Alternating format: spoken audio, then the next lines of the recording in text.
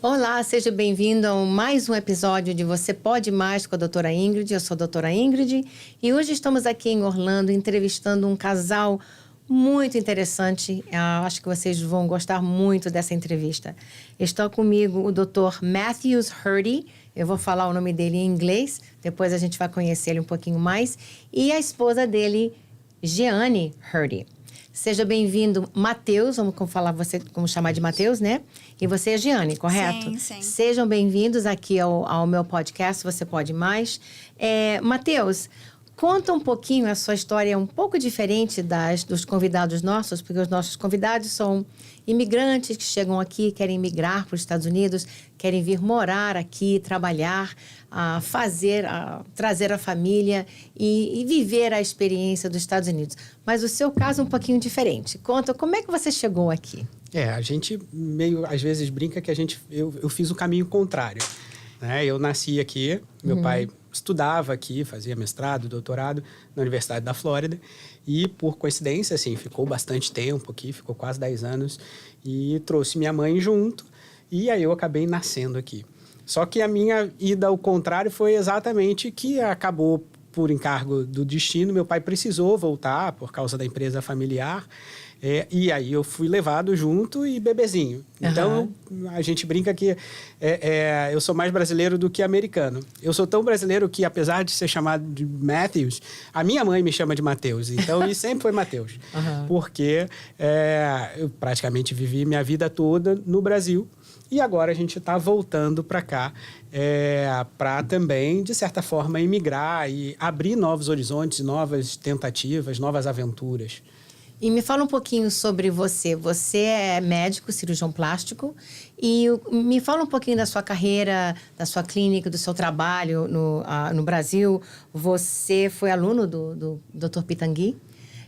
Conta um pouquinho, porque cirurgia plástica, bom, não somente como mulher, né, mas todos somos muitos interessados na cirurgia plástica. Conta um pouquinho sobre a sua carreira. Isso. E crescendo no Brasil, a gente chega naquela época de vestibular e aí eu fiz a escolha medicina, onde conheci minha digníssima. Nós fomos colegas de faculdade e começamos a namorar na faculdade, depois a formação e hoje, além do casamento, somos sócios também, que vocês vão saber mais à frente. Depois da faculdade de medicina, né, a gente tem ali um trajeto para escolher a especialização, em qual área, subespecialidade dentro da medicina que vai estudar. E eu sempre gostei de centro cirúrgico.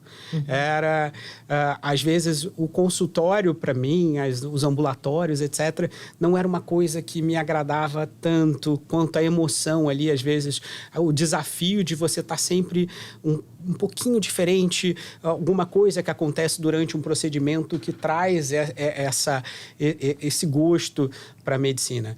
E então eu optei ali naquele início fazer uma trajetória cirúrgica. Fiz o treinamento num dos grandes hospitais de trauma no Rio de Janeiro, né, o Hospital Municipal Salgado Filho. Então vi de tudo lá, foi uma grande escola.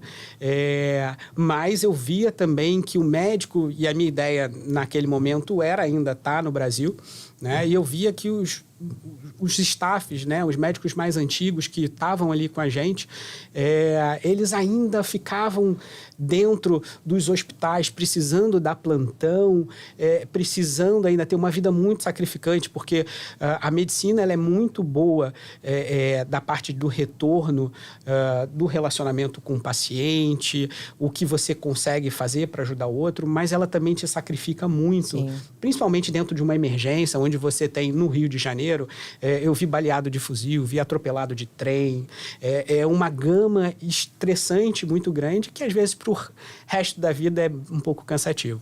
E aí eu preferi ainda continuar dentro da cadeira cirúrgica, que era o que eu gostava, ir para a cirurgia plástica.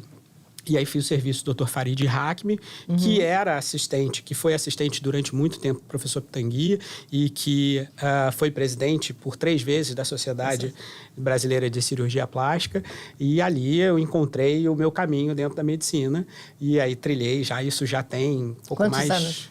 Tem um pouquinho mais de 16 anos de cirurgia plástica já. E você tem uma clínica na Barra? Isso. Eu opero no Rio de Janeiro e opero em Cuiabá, no Brasil, hoje. Então, o consultório, a gente juntos começamos na Barra, já estamos lá já há esses 15 anos no mesmo local, consultório nosso, e há pouco tempo a gente também abriu um consultório onde eu vou operar os pacientes em Cuiabá, no Mato Grosso. E Jeane, né? Sim. Jeane, você também é médica, é dermatologista. Sim. E, bom, ele já falou, vocês se conheceram na faculdade e a clínica de vocês, você atua na área de cirurgia plástica, você na área de dermatologia, que tem muito a ver, tem várias coisas similares que se utilizam, procedimentos. Qual é a sua especialidade? Bem, eu sou dermatologista, né? Clínica e também pediatra, dermopediatria. E eu me orgulho muito de cuidar do maior órgão do corpo humano, né? E esse compromisso que eu tenho foi muito importante para eu trilhar ao longo desses 16 anos de dermatologia uma forte ligação e conhecimento da dermatologia em si. Diferente de algumas outras especialidades, a dermatologia, que é uma especialidade clínica, né? Ela depende muito desse olhar aguçado, dessa preparação do médico e da interpretação, já que a gente, como dermatologista, somos capazes, né, de observar as reações orgânicas primeiro do que qualquer outra especialidade. Então, muitas pessoas, às vezes, vão nos procurar com problema de pele e ali a gente está diante de algo muito mais sério, né? E a gente pode resolver aquilo, não precisando muito de acessos a outros especialistas. Eu faço uma dermatologia um pouco mais integrativa, lembrando sempre que a pele, ela é um órgão muito reativo, é um órgão da imunidade, né? Então, a gente abrangendo saúde, longevidade, como a gente está, a gente não pode esquecer que o dermatologista, ele é um especialista clínico e que ajuda muito aos parâmetros aí do conhecimento de várias patologias e ganhos, né, de saúde. Dentro da sua profissão, na dermatologia e na sua de cirurgia plástica, vocês aqui estão há um tempinho já aqui nos Estados Unidos. Você falou, a sua imigração foi mais ou menos ao contrário, né? Você começou lá, né? Não, começou aqui e voltou para o Brasil. E agora, como adulto, você decidiu haver da sua cidadania e trazer a sua família. Dentro desse seu planejamento, quando você decidiu vir para cá, quais são os seus planos como médicos? Vocês têm a intenção de correr atrás, de revalidar o diploma para vocês poderem exercer aqui? E quando isso acontecer, como é que vocês acham que vai ser a diferença do seu dia a dia médico? De você realmente atuar aqui, operar, ter um centro cirúrgico? O que vocês pensam nas diferenças nas ambas profissões? Como é que é o mundo seu de cirurgia plástica no Brasil? E o que você acha que vai ser aqui nos Estados Unidos? Nós falamos um pouquinho sobre da exigência da paciente ou paciente brasileiro, né? E o paciente americano. O que vocês acham disso? E mais uma perguntinha para você, Jeane. Você está na Flórida, tudo bem que você está em Orlando, né? Mas a Flórida é muito quente, o sol aqui é muito forte, né? E tem um índice muito grande de câncer de pele, aqui na Flórida principalmente. E esse é um desafio. Como é que você vai integrar todas essas coisas na sua nova jornada como médicos aqui? Bem, primeiramente, essa decisão de vir para cá, ela surge quando percebemos que o nosso filho de 20 anos, no caso, né, ele poderia perder a oportunidade de receber pelo pai, né, pelo sangue, né, imigração, de ser um cidadão americano. Então, a gente resolveu vir para cá o tanto mais rápido possível para não poder, né, desampará-lo futuramente. E com relação à medicina, eu acho que nós estamos vivendo um momento talvez ideal, ou seja, o Brasil ele tem tanta escola de medicina hoje aberta que daqui a pouco a gente vai ter uma deficiência de empregos, né? Porque é claro que os melhores sempre vão se sobressair no mercado, mas acredito também que vai extrapolar o número de vagas, né? Vai ficar bem competitivo o mercado, principalmente para os novos. E, diferentemente daqui, nos Estados Unidos, onde a mão de obra qualificada, né? O médico é uma mão de obra muito qualificada. E no que se refere a médicos, de um modo geral, principalmente na minha área de dermatologia, na área do Matheus de medicina estética, cirurgia plástica, eu acho que ninguém aqui tem como falar que não conhece a cirurgia plástica, não conhece o Dr. Pitangui. Ainda mais no Brasil, lógico. Sim, e eu acho que com a experiência também mantida ao longo desses 20 anos de medicina, nós temos um olhar um pouco mais aguçado para o que fazemos. Não melhor nem pior, porém diferente. E hoje a gente tem praticamente aqui em Orlando, 10% praticamente, a gente está falando de uma comunidade brasileira. E eu acredito que ainda estamos mudando um cenário, né? Se a gente pegar um cenário latino-americano, a gente percebe que o brasileiro ele está ainda caminhando a passos lentos, mas futuramente eu acho que a gente vai ser uma grande seara de futuros médicos americanos, sim, porque a gente pode, e quanto mais a gente abrindo aqui as portas para um futuro aí, para a nova geração. E por que vocês escolheram Orlando? Voltando até um pouco nessa escolha de por que a gente veio para cá, né? A gente sempre tinha uma conversa já há muitos e muitos anos de vir, mas a gente sempre, por causa de algumas barreiras, de já ter uma profissão consolidada no Brasil e várias situações que colocaram a gente com uma vida tranquila no Brasil, em nossa profissão, já até com algum certo reconhecimento. A gente sempre, por causa da barreira do médico poder exercer a sua profissão aqui, como estrangeiro, sempre tem uma barreira grande. Isso sempre foi, acho que não é hora, acho que a gente perdeu o timing, mas o que a gente começou a perceber também no Brasil foi essa questão do mercado médico ficar um pouco mais, estar se autofagocitando. Algumas coisas que aconteceram também aqui e que no Brasil iniciou também, que são quase como uma invasão da própria profissão, com outros, como o profissional de biomedicina, de farmácia, de odonto, poder realizar alguns procedimentos que eram médicos somente na época. Então, e fora também, claro, e aí mesmo não entrando em política, mas falando de política, de certa forma, os caminhos que a gente vinha vendo o Brasil tomar, né?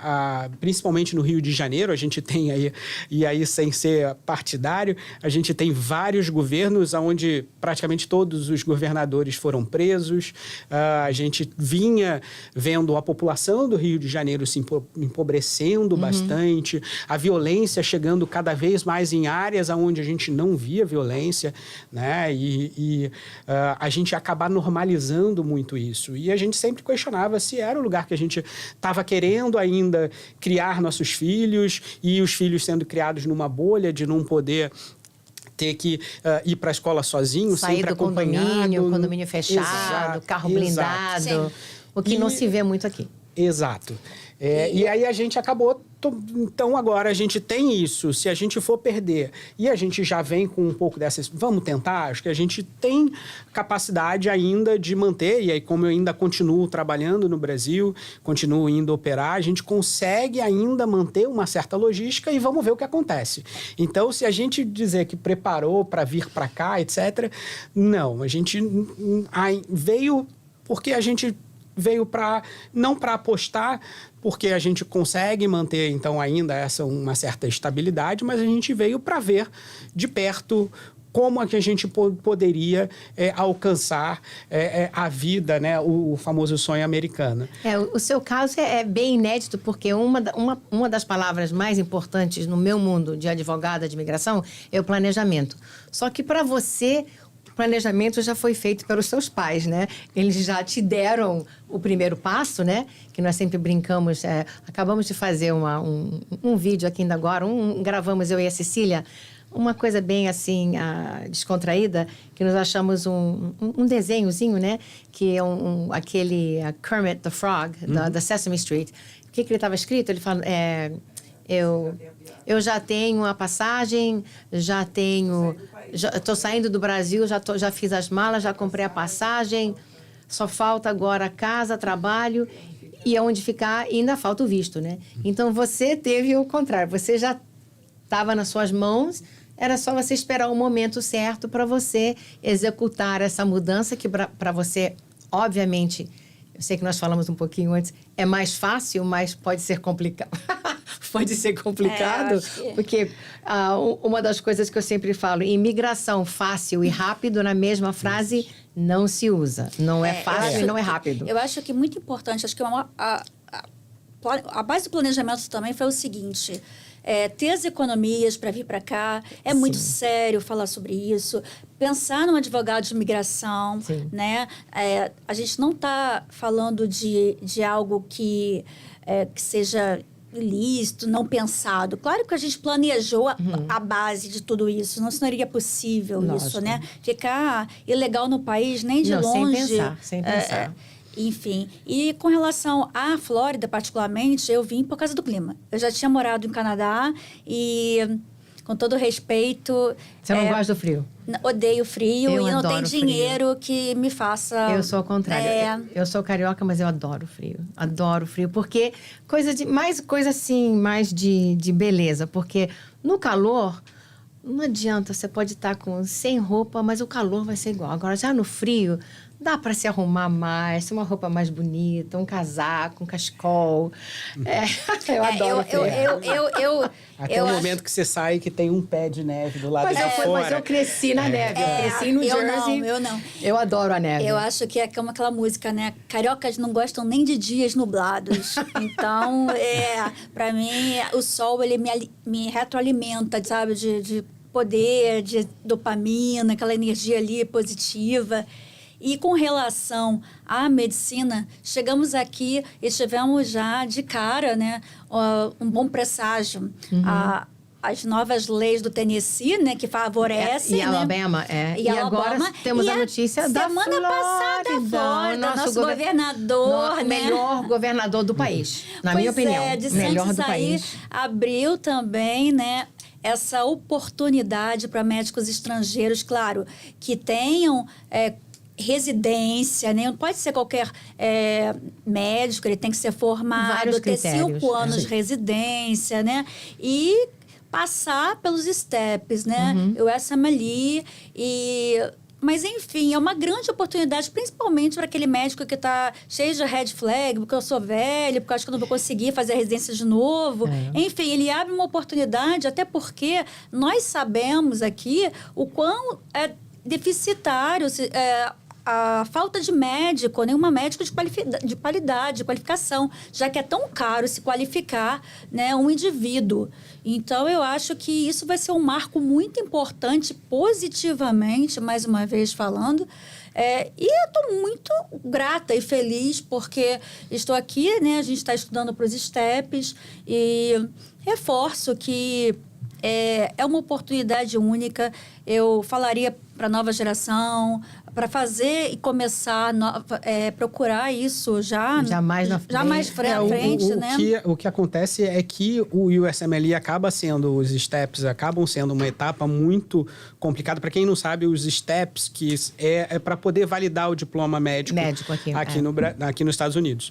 E então você tem algumas provas que você tem que realizar.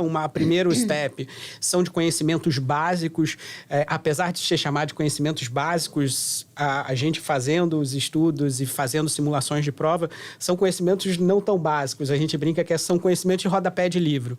Então, muita coisa que foi passando no começo da faculdade, que sedimenta ali a questão, e a gente que tem mais de 15 anos de formado, acaba sendo muita coisa que não é usada na prática do dia a dia na nossa profissão. E aí isso é uma grande barreira para quem já formou. Então, o que a Jane está querendo dizer é que os brasileiros que têm ainda, às vezes, uma intenção... E os Estados Unidos, ele precisa de médico. Ele, apesar da gente achar que a saúde nos Estados Unidos, ela é muito evoluída, é muito tecnológica, mas os Estados Unidos enfrentam uma deficiência de profissional de medicina impressionante. Tanto que estão passando essas leis. Exato. E tem mais estados. Tem alguns já esperando. Exato. Eu acredito que... Porque um segue o outro, né? Então, quando toma o primeiro passo, eles querem esperar para ver o resultado. E isso, para mim, é muito importante por causa dos nossos clientes, que tem muitos médicos. E alguns jovens, alguns mais velhos. Mas eu queria fazer uma pergunta para vocês sobre... em inglês chama-se de bedside manners. Agora, em português, vai me falhar. Aquele comportamento... O relacionamento médico-paciente. Mas aqui chama bedside manners. A maneira de você se comportar perante a cama do paciente, né? Isso, para mim, obviamente, além da capacidade do médico, da experiência, tudo isso, eu acho que isso é muito importante. E o brasileiro, ele sente uma frieza do profissional médico aqui, sente muito. Porque o profissional nosso, médico brasileiro, ele tem aquele bedside manners, tem aquele calor, conversa. Por exemplo, quando eu vou ao Brasil...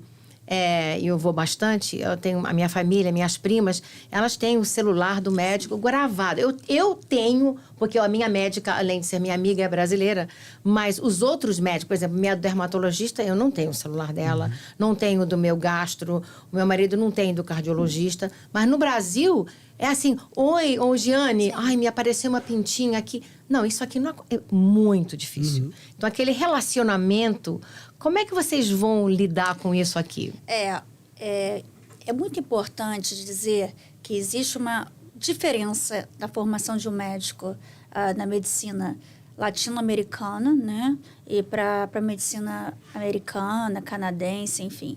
A nossa medicina é uma medicina preventiva, né? Então, a gente tenta, na maior parte das vezes, ter essa relação médico-paciente muito bem feita, os consultórios também com umas demandas, né? Antes de chegar à emergência, a gente tenta tratar um paciente para evitar com que o máximo que ele vá para a emergência, né? Aqui, a gente fala que os consultórios, eles têm uma frieza muito grande. A medicina preventiva aqui, ela ainda caminha a passos curtos, né? Agora, quando chega numa medicina de emergência, eu digo que é o top do top, né? Então, somente vai embora quem realmente tem que ir.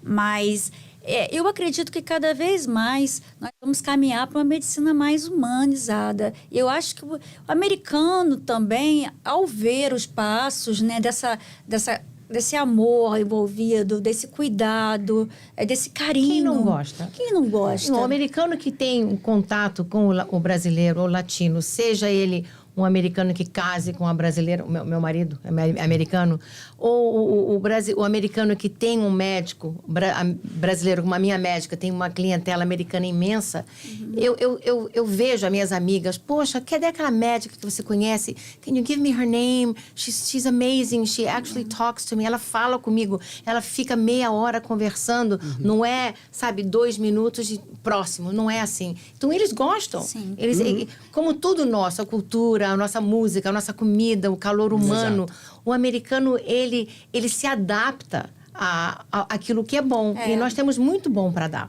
Eu acho até que... eu vejo na minha área, por exemplo, na dermatologia, se você vê no Brasil, a gente começa a ver as clínicas, né? A gente já tem aquele cuidado com os nossos consultórios. São assim, uma coisa fora do normal. Jalecos, né? Não, nós já falamos de jalecos. Essa é outra história. Eu sou embaixadora da marca Jaleco Chique. Quero mandar um beijo aí para todos de Jaleco Chique. E assim, nós temos aquele carinho, até porque é o nosso nome, a nossa personalização. E o paciente realmente se sente muito acolhido, né? O que eu vejo aqui muito na medicina americana é que você tem uma força muito grande dos seguros de saúde. E aí você tem um protocolo a cobrir muito grande, que se você escapa, o que a gente faz muito no Brasil, com o plano de saúde, a gente consegue escapar de alguma forma de algumas burocracias e solicitar exames ou começar a tratar, até porque também aqui acaba a medicação sendo muito vinculada ao seguro de saúde, coisa que no Brasil isso não é tão comum, e vou dizer que eu desconheço algum algum plano que faça isso. Então, você acaba tendo que cumprir certos protocolos para você ter o seu reimbursement depois feito, né? O pagamento daquilo. Se você foge um pouquinho daquilo, aí tem você problemas. cai nas cláusulas do liability e que você não vai ser reembolsado.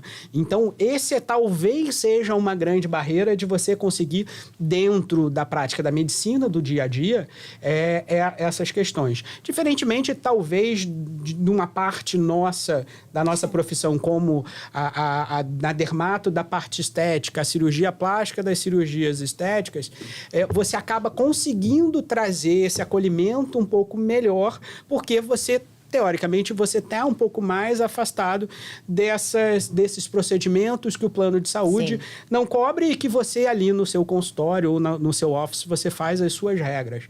Então, isso acaba também, talvez, sendo uma grande diferença, como você perguntou, se quando a gente vier até nosso consultório aqui, a nossa clínica aqui, talvez isso possa ser uma grande diferença. Porque, realmente, assim, todo brasileiro que vem para cá e você conversa 2 minutos, é exatamente isso. É trocando as dicas, e uma das dicas é onde é que é o pediatra, onde é que é o médico que atende assim, etc. E você vai lá e ele tem ali aquela comunidade que vai em força, porque é um pouco mais parecido, é um pouco mais acolhedor, mas a gente ainda entende que esse protocolo exagerado, às vezes, traz uma frieza para o médico que, às vezes, não precisava ser tanto. As seguradoras aqui, elas têm um lobby, uma força muito grande, né? E, às vezes, conversando com amigos que são médicos, às vezes, também não é o médico, às vezes, não se controla. Se é um médico que trabalha para uma rede de hospitais e é funcionário do hospital, ou trabalha somente com um certo seguro de saúde, ele ou ela fica um pouco limitados, né? E tem muitos médicos também que não aceitam seguro por causa das limitações. Eles querem ser autônomos, querem ter liberdade de tratar do paciente e tomar a decisão. Esse é um problema. Eu não sou médica, mas eu sei, por exemplo, a minha mãe é idosa, ela tem 96 anos, ela tem um seguro dela particular, mas também tem o Medicare, que é o governo. E passamos momentos muito difíceis com a minha mãe quando o diagnóstico do médico era A, mas a seguradora disse que era B.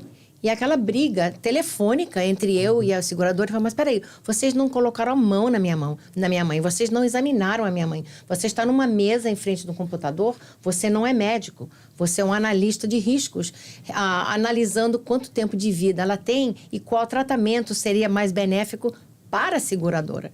Então, isso é um problema grande no sistema de saúde, que às vezes o médico fica sem ação. Sim. Porque o médico que trabalha para a seguradora tem que seguir, né, aquelas regras de a idade é tanto, você tem 96. Não precisa fazer tanto exame. Se ela tivesse 30, talvez. E isso, para a família, não tem idade. A minha mãe é minha mãe. Exato. Vão gastar o que tem que fazer, tudo possível, para fazer o tratamento dela correto. Então, tem essa limitação. E eu acho que o médico, no Brasil é um pouco diferente, né, do que aqui.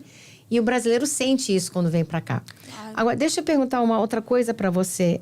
E as suas crianças, como é que estão adaptando? Porque isso é também um assunto que a família vem, às vezes a mulher não adapta, as crianças estranham. O mais velho talvez esteja um pouco mais difícil do que a pequena, Não, né? na verdade, muito pelo contrário. Esse já no Brasil falou que já, quando botava o pé aqui, já não voltava mais. Mas vocês viam com frequência? Víamos com frequência. Meu filho já falava inglês, ele estudava em colégio bilíngue, né? Então foi mais fácil. Assim, ele é apaixonado pelos Estados Unidos.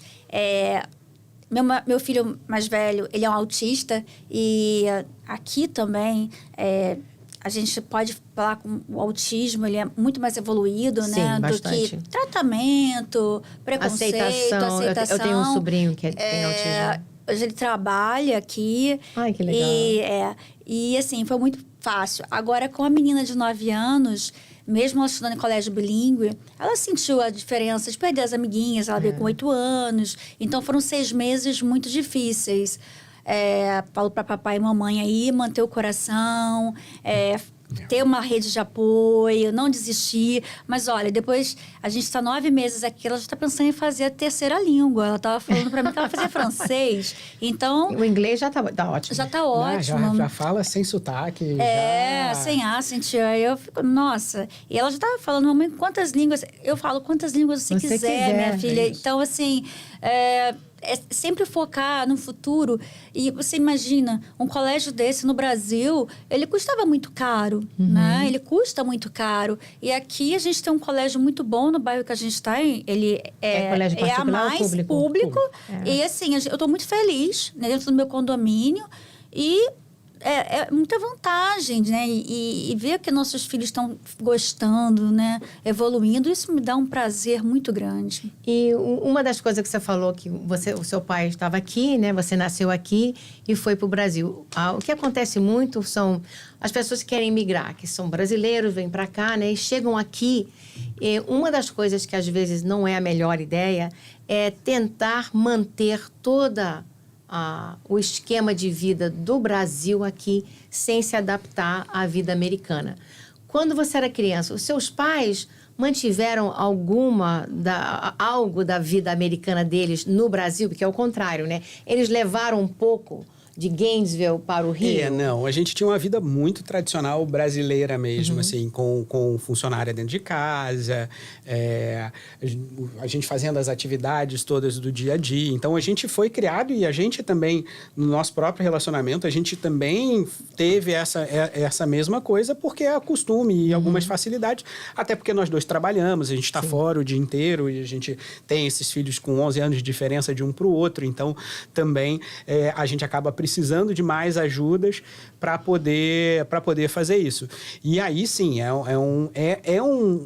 uma certa forma, um conflito, às vezes, que a gente não está acostumado de lidar com coisas do dia a dia mesmo, né? Eu gostava de cozinhar, mas eu não cozinho o dia a dia. É bacana você fazer um risoto, você fazer... um churrasco, etc., mas não é o arroz e feijão de todo dia. Então, essa questão, a gente talvez seja uma das coisas de adaptação também, que cria uma barreira grande, né? De limpar a casa, etc. Então, são coisas... Mas a gente tem muitas facilidades aqui. Aqui é a vida prática. Sim. E você tem acesso a tecnologias que te facilitam muito a vida com preço muito barato. Então, aquele paninho que a gente passa na casa todo dia, você tem um robozinho que faz para você. Pois é. Adoro o robozinho. Exato. Então, são facilidades que a gente tem que aproveitar para poder fazer. Né? E nós no Brasil também... nós já tínhamos um pouco essa característica muito familiar. Eu e o Matheus, nós somos muito família, trabalho, família, casa... Então, assim, nós não tínhamos também aquela rede que as pessoas, né, precisam de amigos. É claro que a gente sente muita falta, né? Mas não éramos, assim, tão... brasileiros no ato de, nossa, tem que sair na sexta, fazer festa. Então, a gente já estava meio que vivendo esse mundo. Nossos filhos já estudavam em colégio bilíngue, a gente achava isso muito importante, esse aprendizado. Então, eu acho também que isso foi um facilitador, né? Não que a gente não sinta saudade. Esse primeiro ano, as pessoas têm que saber que realmente vai passar muita coisa pela cabeça, vai pensar em voltar, enfim. Mas temos que sempre... olhar e repensar o que me trouxe aqui. Qual é o meu foco? O que eu quero? Porque isso é um pensamento que, por enquanto, pra gente, eu não sei quanto tempo demora, é um pensamento que passa toda semana, né? Você começa a pesar, assim, o que você tinha no Brasil, o que você fazia, para você estar abrindo mão e estar aqui. As pessoas que você conhece lá e aqui você começando uma amizade ou começando um relacionamento. Então, são coisas que fazem pensar o tempo todo. E aí, o propósito mesmo de vir... E aí, foi uma frase que você falou lá no início, que eu volto aqui, que é o que a gente está tentando fazer, que é o nosso propósito. A gente, pelo menos, falou, olha, pode ser que a gente volte, pode ser que a gente não fique, etc. Mas a gente vai para cumprir isso, que é dar oportunidade para os nossos filhos de ter essa opção, talvez mais na frente, se a gente voltar, a mesma que eu tive, de poder vir com a cidadania, não precisar de entrar de uma forma ilegal ou outras burocracias que a gente poderia ter facilitado para eles. Então, o objetivo nosso é esse. Saindo, a gente vai reavaliando, mas nesse meio tempo a gente também não está esperando isso cair do céu e depois a gente decide. Não, se a gente consegue abrir as portas da validação do diploma para poder trabalhar aqui, se a gente pode ter outras opções dentro da área da medicina também para poder trabalhar, então a gente tem estudado, eu tirei algumas certificações de First Assistant, médico auditor, para também, porque às vezes ficar parado no tempo que está aqui também para gente que sempre trabalhou é muito complicado. Tem que abrir o leque também. Nós temos vários médicos que não estão preparados ainda para fazer os STEPS, ou talvez vão fazer, mas identificaram outras oportunidades. Sim. Por exemplo, tem médicos que são uma dermatologista em particular. Ela, o caso dela já está aprovado, ela está para chegar. Ela vai abrir, ela é dermatologista e ela é especializada em certos procedimentos estéticos e ela tem um componente também da clínica dela que fala que trata de obesidade. E tem uma outra que é endocrinologista. E aqui a obesidade, como você deve saber, é um problema gigantesco aqui no Estados Unidos. É mundial, né? Aqui é muito grande. Sim. Então, eles estão identificando maneiras, usando a criatividade de o que podem fazer uma clínica, um componente educacional, servir populações mais pobres, com baixo nível econômico. E isso chama muita atenção do governo e da imigração também. O seu caso é diferente porque você já estava com a porta aberta, era só você decidir vir, embora a imigração está te dando um pouquinho de... A imigração, para não deixar todo mundo achando, só comigo, né? Porque às vezes a gente tem a impressão de que meu Deus, será que caiu só em mim esse problema? Não é só... Lá em casa, por exemplo, a imigração para os meus filhos, ela foi feita por uma via, né? Porque a imigração de pai é sanguíneo. E tem o sanguíneo menor de 18 anos e o maior de 18 anos, que é outra categoria. E tem eu como matrimônio de 22 anos, né? A gente tem provação. Enfim, lá em casa chegou a minha filha de 9 anos chegou a permissão de trabalho e para mim ainda não chegou absolutamente nada. Então, assim, mandamos no mesmo dia. E assim, a gente fica pensando, meu Deus, foi só comigo. Meu Deus, eu acho que o advogado não fez certo. Será que ele está correto? Ai, meu Deus, será que está certo mesmo? Coitado, né? Mas assim, não é porque Estados Unidos, mas a gente... E vai passando também. A ansiedade. Bem-vindo ao meu mundo. Porque essa reclamação nós temos... Poxa, não veio. O que você fez errado? Está demorando. Olha, tem casos que são resolvidos nós temos um caso de casamento em 2 meses... bom, essa eu vou contar para vocês. Um caso nosso, há 2 meses casaram, em 2 meses já está com green card, já acabou. Pronto, não tem mais, agora só esperar a cidadania. E tem um outro caso de um outro visto, um jovem recém-casado também. Ele casou na Holanda e as certidões na Holanda, quando são emitidas na Holanda, elas são emitidas em 8 ou 9 idiomas. Então, tem inglês, espanhol, tem vários idiomas. Um deles é inglês. Então, quando mandamos a documentação dele, nós mandamos a certidão sem tradução, porque está lá, em inglês. Bom, a imigração demorou, devolveu tudo, falou, não aceitamos isso porque não está traduzido. Aí mandamos de novo, falando, não, está aqui. Aí eu aumentei, coloquei o highlighter em rosa, amarelo, com flechas, está aqui em inglês, né? Aí veio uma outra carta deles. Senhores, por favor, chamamos a atenção a essa certidão. Precisamos que vocês nos mandem a certidão de casamento novamente entre a Ingrid e o fulano. Então, eles me casaram a mim com o meu cliente. Nossa! Então, eles estão esperando que eu apresente a minha certidão de casamento. Meu Deus. Eu sou advogada, com o meu cliente. Já tentamos... Ainda não responderam, né, Cecília? Até ontem mesmo eu falei com ele... Isso é muito complicado. Eu falei com ele, fulano, eu vou cobrar a minha pensão agora, de alimentícia. Isso é muito complicado. É muito tá complicado, casado. é uma coisa séria. Você lida com uma ansiedade também, porque... E você acha que você é a única.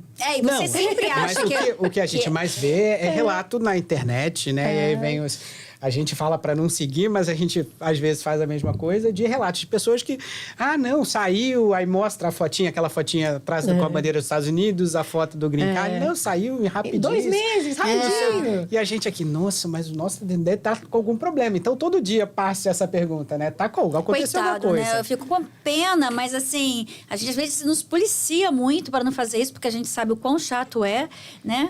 Mas isso acontece, nós somos seres humanos, a gente acaba ficando dependente da documentação, né? Legalizado no país. E lembre-se que a imigração não é totalmente automatizada, por incrível que pareça. Ainda tem pastas de papel, entendeu? Isso também, eu gosto de falar que... Aqui é bom, gente, mas ainda temos algumas coisas que a gente, no Brasil, a gente tem. Por exemplo, o Pix da gente, a automatização. Nós temos uma rede bancária, né, diferenciada. E que é essa a diferença mesmo que a gente vê no dia a dia. Aqui olha, eu voltei a ver cheque, né? Coisa que a gente não via há anos. Mas, olha, eu queria agradecer a vocês. Foi muito legal ter vocês aqui. Muito bom conhecer vocês. Só tem uma perguntinha rápida, que vocês já fizeram tantas coisas na sua carreira, são bem-sucedidos. E eu gosto de sempre perguntar a mesma coisa. O que o Matheus e a Giane, o que vocês podem mais?